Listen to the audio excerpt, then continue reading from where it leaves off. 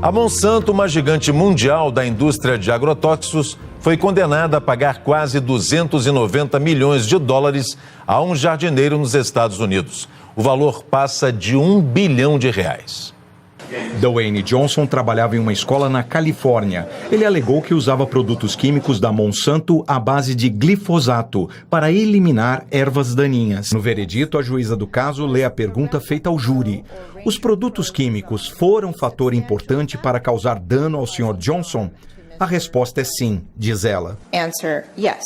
O da Agricultura afirma que proibição a agrotóxico é um desastre. Reportagem áudio e vídeo do Rio de Janeiro, repórter Rodrigo Viga.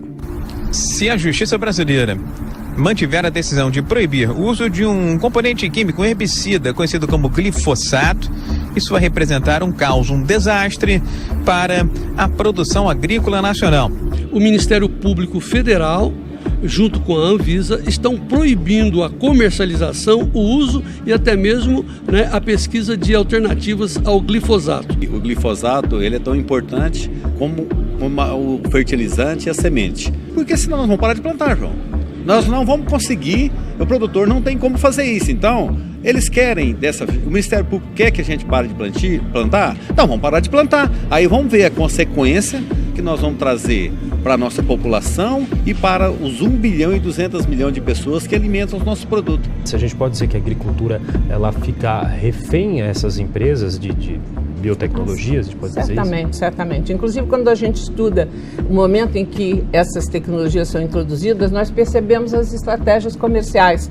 Por exemplo, antes da Monsanto lançar o seu primeiro produto, que foi a soja transgênica, ela comprou as principais empresas que produziam sementes no Brasil. De modo que ela preparou o mercado para ela entrar. Ela se associou com a Embrapa, que é a grande empresa pública brasileira de pesquisa. Ela tem um convênio com a Embrapa. A soja transgênica que a gente tem no Brasil é da Monsanto e da Embrapa. Portanto, ela liquidou qualquer concorrência possível e durante muito tempo, inclusive, houve muita dificuldade de obter sementes não transgênicas de soja e mais tarde de milho. Nós temos hoje uma soja transgênica. Essa soja foi patenteada por uma empresa chamada Monsanto. E essa empresa chamada Monsanto tem um herbicida que funciona com os genes desta soja. Morrem, quando for aplicado um herbicida para controlar as ervas daninhas da soja, morrem todas as ervas daninhas, menos a soja. Porque houve um casamento. Aquele Roundup, aquele herbicida, aquele glifosato que foi treinado dentro do laboratório para a planta suportar esse, e foi então, o seu gene foi fortalecido para não ser atingido pelo glifosato. A soja então prospera apesar das aplicações de herbicida. Então hoje se faz uma agricultura de venda cruzada. Aquela soja só pode ser plantada se comprar determinado herbicida. Notaram a perversidade? Então aquele agricultor que comprar uma semente transgênica, ele, na hora da colheita, na hora de embarcar essa soja no porto, essa soja ela é avaliada, investigada no laboratório, e se ela for com características transgênicas, o agricultor tem que pagar uma parte para o dono da patente. Produziu, na hora da venda, na hora da exportação, ou na comercialização, esse agricultor tem que pagar royalties para a empresa detentora dessa patente. Acontece muitas vezes que um agricultor não plantou soja transgênica, mas o vizinho plantou soja transgênica. E houve, pela proximidade das áreas cultivadas, plantadas, houve um cruzamento das sojas. E ele acabou produzindo uma soja transgênica sem saber. No momento que ele for vender a soja dele, achando que a soja dele é limpa, não é engenheirada geneticamente, ele vai ficar pasmo, porque vem uma conta e ele vai pagar royalties sem saber. A chefe de cozinha, Paola Carosella, destacou a importância da rotulagem dos alimentos geneticamente modificados. Na verdade, isso pode ser interpretado como que isso aqui é meio mimimi, porque 1% é muito pouco. Mas a realidade, o que mais pega nessa PL é que a forma como vão ser analisados os alimentos contendo transgênicos muda. Enquanto hoje é feita antes, nesse projeto de lei, se fala que ela vai ser feita depois, no fim do processo. Então, no fim do processo do alimento, pode ser que seja muito difícil rastrear o transgênico. Com isso, pode até ser que na rotulagem fale não contém transgênico, mas na verdade tem dentro ingredientes transgênicos. No ano passado, a Agência Internacional de Pesquisa de Câncer, que é o maior órgão mais responsável sobre a questão de câncer, pela primeira vez levantou a suspeita de que que não é propriamente o transgênico, mas é um agrotóxico utilizado, o mais frequentemente utilizado no mundo, né? Que é o glifosato. A marca fantasia dele é o Roundup Red, da Monsanto. Que esse glifosato seria possivelmente cancerígeno para seres humanos, certamente para animais. Então, nós temos aí a possibilidade de descobrir muito tardiamente que nós talvez tenhamos passado uns 15 anos ou 20 anos nos intoxicando mundialmente. Ele retira aquele símbolo em triângulo amarelo com o símbolo T dentro do transgênico. Ele mantém a imposição de colocar contém transgênico, mas ele retira o símbolo, a simbologia. Então, se está tudo bem com os transgênicos, essa é a minha grande questão. Se os transgênicos são tão bons, se chegaram para matar a fome no mundo, que eu não concordo, mas tudo bem, para que tirar o T? Se é bom, tem que deixar o T ainda maior.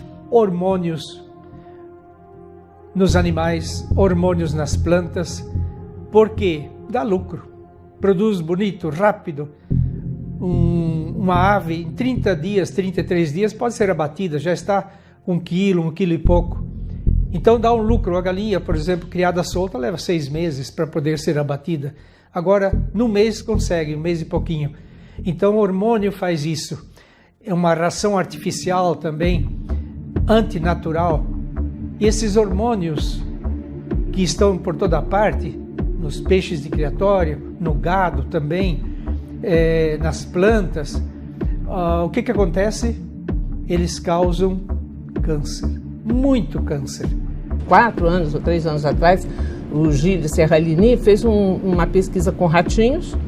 Ele alimentou um grupo com o milho transgênico, um outro com esse glifosato utilizado junto e um terceiro grupo com alimentação normal para controlar. E nos 2 primeiros grupos houve um desenvolvimento muito precoce de cânceres, tanto nas ratinhas fêmeas quanto machos. O primeiro-ministro francês Jean-Marc Ayrault anunciou nesta quinta-feira que, se o perigo dos organismos geneticamente modificados for comprovado, a França vai defender a sua interdição. A declaração foi feita após a publicação de um estudo pela revista Food and Chemical Toxicology, mostrando tumores do tamanho de bolas de ping-pong em ratos alimentados com milho transgênico da empresa americana Monsanto. Sementes geneticamente modificadas são chamadas as sementes do mal. É o título de um livro sobre transgênicos, as sementes do mal. Eles desequilibram o cérebro humano, desequilibram as emoções, agridem o cérebro humano, fazem perder a noção do que é certo e do que é errado. Esses transgênicos, eles não são identificados pelo corpo, por isso também não são assimilados. Eles vão se depositar em glândulas importantes, no hipotálamo, na hipófise, na tireoide, assim por diante. Você falou aí, mas quais são os alimentos mais condenáveis? Condenável do mundo? Cito? Cito para rapidamente? Refrigerante, margarina, requeijão modificado, sal, açúcar é condenável, pipoca de micro-ondas, batata frita. Abandona isso, tua vida começa. Pipoca de micro-ondas? O outro é louco. Sem contar que o micro-ondas é o eletrodoméstico mais cancerígeno do mundo, amor. Tem que ser corajoso, tem que ser macho para colocar um produto lá dentro do micro-ondas. Aquilo ali é radioativo. Tem um vídeo inteiro na internet. Coloca Thiago Rocha, você vai achar rápido. O que nos prejudica são os hormônios, os transgênicos, o micro-ondas. Essa ferramenta dentro de casa é um perigo. Um autor chega a dizer assim: quem come regularmente comida passada no micro-ondas certamente morrerá de câncer.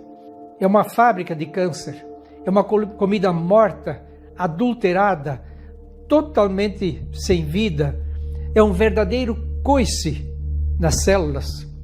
O processo que é criado no micro-ondas é um processo, a eletricidade entra em uma peça chamada magnetron e transforma energia elétrica em energia eletromagnética, cancerígena. A fritadeira tem um processo que chama-se lei de Ohm. O eletricista está em casa e sabe o que eu estou falando. A energia é transformada em aquecimento. O alimento é aquecido naturalmente. Pode usar sem medo. Pipoqueira elétrica, fritadeira elétrica, é o mesmo sistema do chuveiro.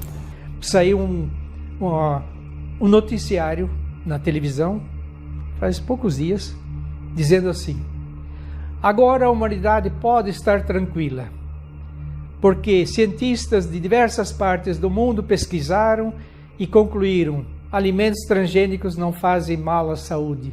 Misericórdia! Que patifaria! Primeiro alimento que mata. O que mais mata no mundo em relação a câncer? Líquido ou sólido? Falo. Independente. Porque tem dois? Tem dois, tem um líquido e tem um sólido. Vamos pro sólido, então. Sólido. O alimento mais cancerígeno do mundo, a substância, chama-se acroleína. A acroleína é o resultado do aquecimento do óleo da cozinha. Por exemplo, quando eu aqueço o óleo de cozinha a 100 graus, ele gera uma substância chamada glicerol. Até que só mata de infarto e engorda. Quando eu continuo aquecendo e chega a 150 graus, ele gera acroleína. A acroleína, Mauri, é a mesma substância que sai do escapamento do carro na combustão da gasolina quando você liga o carro. As pessoas não param para pensar, mas óleo é óleo. A combustão de qualquer óleo gera acroleína. Qualquer tipo de óleo. Claro, e o Dr. Boarin, que é um dos maiores pesquisadores de acroleína do mundo, ele colocou 53 artigos científicos estudando esse assunto, destrói as fibras elásticas, envelhece 20 anos mais cedo e é a substância mais cancerígena do mundo. Até o tal do óleo de coco? Não, óleo de coco tem outro processo. Esse é o melhor óleo do mundo. Onde eu encontro acroleína em grande quantidade? Preste bastante atenção. O alimento que mais tem acroleína no mundo, nos dias de hoje, é a batata frita. Por quê? Nenhum comércio do mundo vai aquecer 20 litros de óleo, fazer uma porção de batatas fritas e jogar o óleo fora. Vai reaquecer 10, 15, 20, 30 vezes o mesmo óleo. Claro, eu nem comecei a falar de batata palha, porque daí se perde o rumo. Aí não tem noção de quantas vezes aquele óleo é aquecido. Eu estou falando em câncer aqui, Amaury. Eu sei que eu tenho liberdade para isso. As pessoas em casa, câncer. É câncer. 500 mil pessoas recebem o diagnóstico de câncer no Brasil todo ano. Outro alimento, requeijão. Requeijão é um dos alimentos, um dos queijos mais infartadores no mundo. Tem 10 tipos de queijo principal. Um deles é o requeijão. Só que o requeijão batizado. O que é requeijão batizado, Amaury? Requeijão batizado é que, como o requeijão é um produto caro, a marca mais famosa chegou em 1911 no Brasil, é um produto caro, tá? Então eles colocaram 30%, de 25% a 30% de gordura hidrogenada, de 20% a 15% também de amido de milho. Coloca uma droga chamada de acetil, porque fica com gosto de sabão. Imagina, gordura hidrogenada, o amido de milho, sem gosto nenhum. Então eles colocam o diacetil, que é uma droga que dá lesão cerebral, já foi comprovado, para dar o gosto de queijo numa coisa que não é queijo. E a pessoa compra. Por quê? Qual pizzaria do mundo, isso é lógico, que vai colocar na borda da pizza requeijão de R$10, 300 gramas? Aqui, não vai botar, mais demora. Não bota. Nem ele sabe disso. E a pessoa fica comendo, achando até que é engraçadinho. Que loucura. Um dos alimentos mais infartadores no mundo, a pipoca de micro-ondas. Claro, com certeza. Eu não vou nem falar do micro-ondas. Se você tem um inimigo... de micro-ondas? Claro. Se você tem um inimigo, dá um micro-ondas para ele. Já mata ele de uma vez. Claro, é cancerígeno, é comprovado cientificamente. Agora, por que a pipoca de micro-ondas fica com aquele cheiro 2 dias na casa? Claro, é uma droga chamada diacetil. O diacetil é uma droga americana, por sinal. Para dar a síntese e sabor do mesmo gostinho e cheirinho do queijo. Só que não é queijo. Olha o que acontece, Amaury. Isso é muito sério. O diacetil, quando se acumula no cérebro, ele gera uma proteína chamada proteína beta-amiloide. Proteína beta-amiloide em excesso é mal de Alzheimer. As pessoas que trabalham em fábrica de pipocas de micro-ondas nos Estados Unidos se aposentam 2 vezes mais cedo do que as pessoas que trabalham na mineração aqui no Brasil. E já se aposentam cedo. Se aposentam por causa da doença? O diacetil, claro. Do diacetil. O diacetil é violento. Se você entrar em qualquer lugar que serve comida, cheiro muito gostoso, diacetil e aerosol. Isso é coisa do capeta. A indústria alimentícia chegou para arrasar na questão financeira e não está pensando hoje. Eu até quero dar um conselho, porque existe tecnologia. Eu sou cientista na área de alimentos. Tecnologia para fazer um alimento saudável. Vamos voltar. Margarina com manteiga é como se comparar crack com maconha. A margarina tem que ser banida. Ela, quimicamente falando, para se transformar em plástico, uma molécula. Se não tivesse cor nem sabor, ela tem a mesma consistência da parafina que o surfista usa na prancha para poder surfar. Pega um estrume de boi, coloca na garagem da tua casa e coloca um pote de margarina. Deixa quanto tu quiser. Vai encher de bicho no cocô da vaca, mas não vai nada na margarina. É um sabão, cara. Aquilo ali é uma concentração alta de gordura hidrogenada. A gordura hidrogenada plastifica a musculatura do coração, você que está em casa.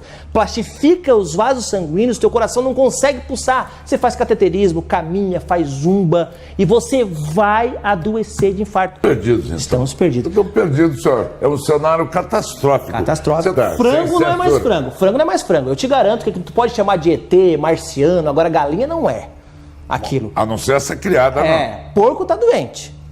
O peixe, esses peixes aí de grande empresa, isso aí tem tetraciclina e bisulfito para dar com pau. Então tu tem que voltar a pescar, tem que voltar pro campo, tem que voltar. Pra terra tu tem que voltar. Mas ou pra plantar ou pra morrer quando tu for enterrado. Mas isso é uma utopia, todo mundo voltar.